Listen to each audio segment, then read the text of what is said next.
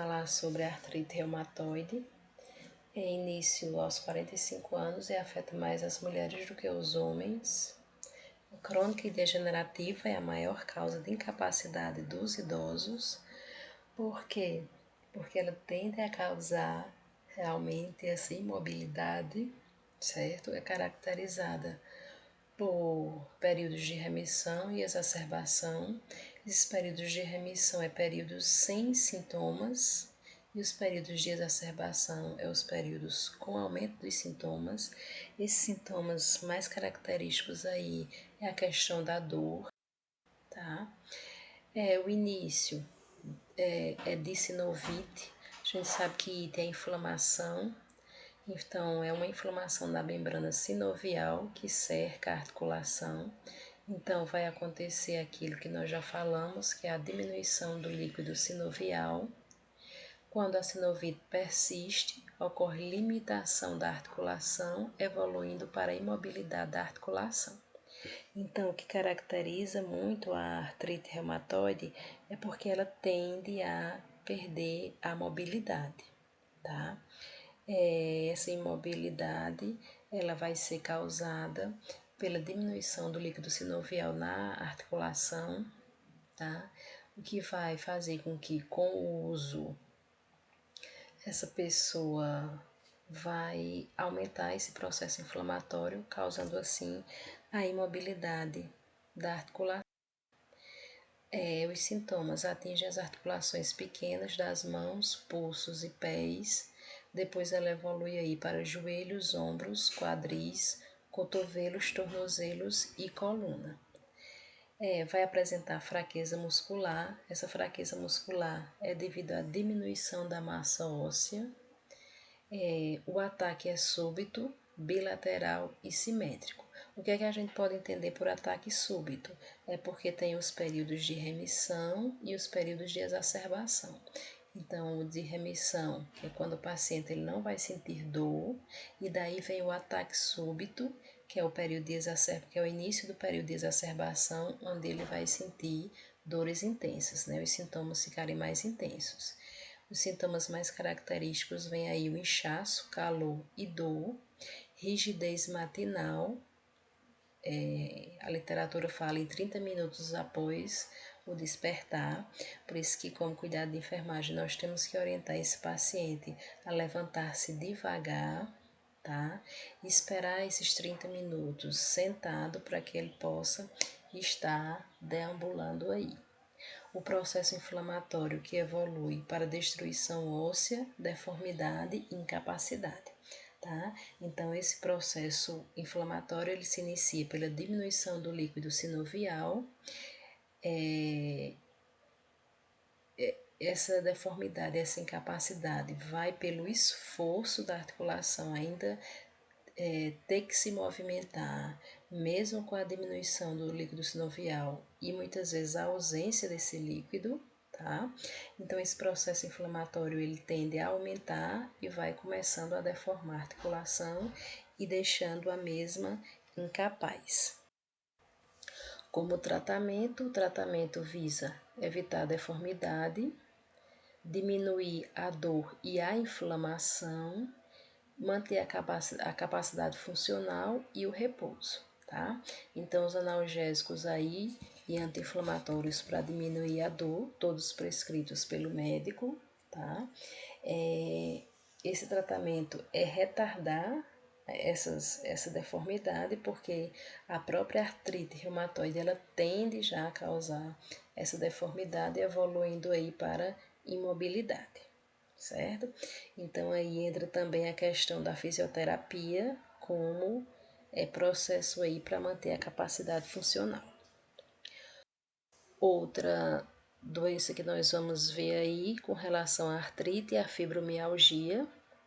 É um estado crônico, pouco entendido, em que o paciente é afligido por dor musculoesquelética crônica, fadiga, rigidez matinal e distúrbio do sono. Dentre as doenças da artrite que nós estamos vendo, né, dentre as 4, a fibromialgia é a que causa dores mais intensas, por isso que a dor aí é considerada crônica, tá? Essa questão do distúrbio do sono é devido à dor que o paciente ele vai apresentar dificuldade em